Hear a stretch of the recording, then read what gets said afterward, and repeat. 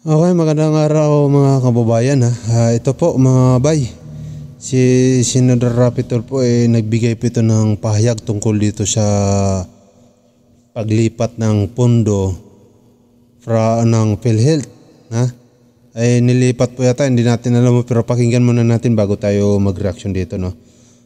Tingnan muna natin kung ano sinasabi dito ni Senador Rapi Tulfo. Sa biglang tingin at biglang rinig, ang pagsoli ng PhilHealth ng 90 billion sa National Treasury ay isang indikasyon na sila ay gumagawa ng maayos at malinis na trabaho. On the other hand, if you look deeper, it will appear na ang PhilHealth ay incompetent, tamad at hindi nag-iisip. As early as May this year, nagsoli na ang PhilHealth ng 20 billion. Bakit nahulaan niyo na ba kung sino-sino magkakasakit? At alam niyo na magkano ang gagastusin niyo sa mga nagkakasakit? May gana kayong magsoli ng pera, samantalang noong January this year, kayo nagpa-implement ng increase. Instead, nagpa-implement kayo ng increase, nag-request na lang kayo sa executive sa Malacanang na isuspend na lamang muna yung increase dahil sobra-sobra, ang dami niyang pera. Sana palawakin niyo na lang yung mga health benefit coverage. Nandiyan yung sa mga maintenance medicine, nandiyan din yung sa dental, mahina yung pagtulong ng gobyerno sa mga mahirap na kababayan para mapangalagaan ang kanilang kalusugan. Sabi kasi ni Mr. Ledesma, very aggressive daw sila pag-increase ng case packages. Did I hear it right? Yes, sir. Yes, Your Honor. Wala kayong preventive care package. Meron lang kayo certain lab test. Dapat meron kayo yung preventive care. Ibig sabihin, executive check-up, dapat libre yan. Mas mura kasi kung nakatuon ng pansin ninyo yung preventive care. Nang sa gayon, bago magkasakit, nagagamot agad yung simptomas. Niresetahan agad ng mga doktor ng mga medisina. Hindi natin hintayin na nagkasakit malala saka pupunta sa ospital at kapag nakita ng doktor na may sakit, kailangan i-confine, etc. Lumalaki na yung mga bill, umiikot, umu-orbit kung saan sa ahensya para mabayaran yung copay. Dapat para sa mga minimum wage earner, dapat zero copay. Thank you very much, Senator Tulfo, for the excellent question. No? Rest assured po, Honorable Senator Tulfo, we are looking very closely po at primary care. Prevention, very, very important po sa amin yan po. Rest assured po. How about zero copay? Especially sa mga minimum wage earners, sa mga senior citizens? For government po, Senator Tulfo, no copay po. No, even sa private dapat. Pag napunta sa isang private hospital, dahil siksikan na sa government hospital, napipilitan itong mga maliit natin kababayan pupunta sa private hospital para magpagamot. Meron ako nababalitaan na gusto na magpa-angioplasty dahil kailangan talaga gawin yun. Malalaman-laman nila na malaki palang kanilang copay, umaatras na lang. Yung iba, umaasa lang sa gamot-gamot, sa mga herbal, and then wag ka later on, na-stroke, namamatay. Noted po, Senator Tulfo. We will look closely into that na yung private po. So dapat sa zero copay? Yes po. When will that happen, sir? We'll work as fast as we can, pero siguro a realistic timetable, Senator Tulfo, will be maybe around 6 months po before we can start implementing.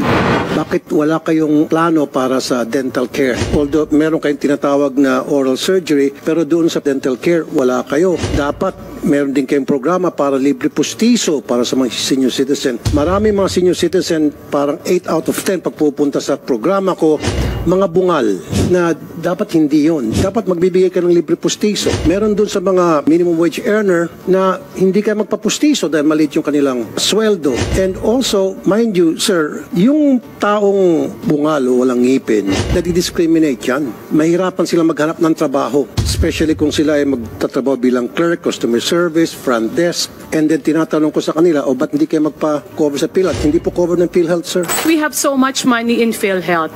And sayang po kasi na hindi nagagamit natin ng maayos. Tama po si Senator Tulfo with his remarks as well as your remarks with regards to the dental. Ito po talaga yung nane-neglect. But I already talked to Press Mandy that I am very much willing to help with regards to the creation of what will include in the preventive program of the PhilHealth with regards to the dental health.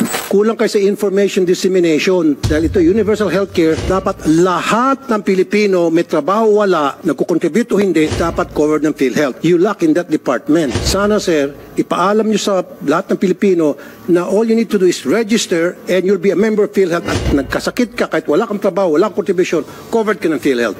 Bakit hindi kino-cover ng PhilHealth yung CT scan, MRI, ultrasound? Senator, we're currently reviewing yung sa outpatient, no? Ito kasing madalas inilalapit sa mga politiko, inilalapit sa amin. Noted, Senator Raffy, pinag-aaralan po namin yung mabuti. And We're looking closely into that. Kailan po mangyayari po yun, sir? We will move as fast as we can po. So gusto ko, sir, by next year, libre na po ito para sa mga mahirap nating kababayan. Yes, sir. We will work as fast as we can po. Yung pong mga delinkwenteng Galing mga kababayan, lahat ng sinasabi dito ni Senador Raffy Tulfo dito sa PhilHealth, sumasang-ayon yung PhilHealth, kaya palakpakan natin, no? Sabihin, sumusunod talaga. Diba? Yun nga lang, siyempre, ang alam ko dito I think sino ba itong nasa PhilHealth natin? Ledesma ba to? Ang alam ko dito, bagong upo lang to matagal na po kasi ang mga kababayan, yung mga nakaraan pa namumuno sa PhilHealth na yan, ay parang sanay na sila sa di ba? Pero ngayon at least unti-unti nang inaayos. Lahat ng sinasabi ng mga politiko ay aayusin na ng PhilHealth. Yun nga lang mga kababayan, iniisip ko baka siguro dahil ito si Senador Tulfo malapit sa presidente, di ba? Baka mamaya natatakot sila na baka mabulong dito kay Pangulong Bongbong Marcos, di ba? Alam niyo naman itong mga mga nasa ahensya natin kung sino yung medyo malakas, di ba? Doon ka magpapaniwala. Siyempre natatakot sila baka kapag nakarating kay PBBM yan, masisibak ka na naman. Diba? Kaya siguro lahat ng sinasabi ng mga politiko na to dito sa hearing sinusunod na lang. Sige, ayusin natin yan, di ba?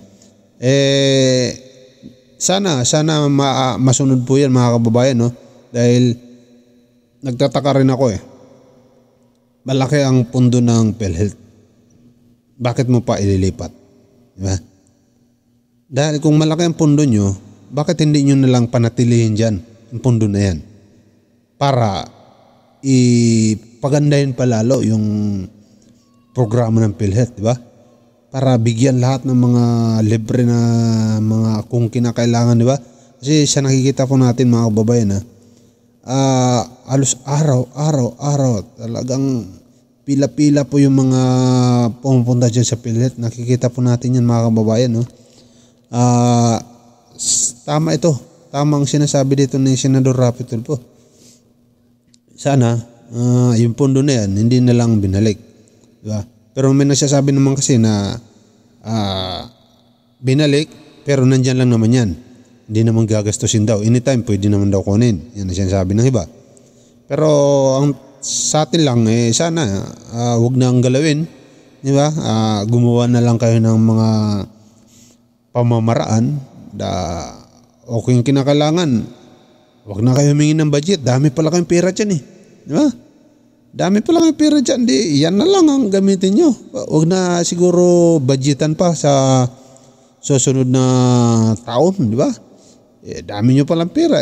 Sinasaulin nyo na nga lang ang problema kasi dyan, kung pag sinaulin nyo yan, baka mapunta lang yan kung kani-kanino. Tapos hindi pa alam ng Admin Marcos. Diba? Kung kani-kanino. Tapos pagdating ng panahon, isisisi nyo ngayon sa Admin Marcos na to. Ang nangyari dyan sa PhilHealth. Diba? Yan ang delikado. Diba? Kaya sana kung malaman ito ng Pangulong Bongbong Marcos, aksyonan na agad. Dahil kung sakasakali man magka-problema yan, meron siyang depensa. Diba? Alam natin yan mga ganyan mga style ng mga politiko na yan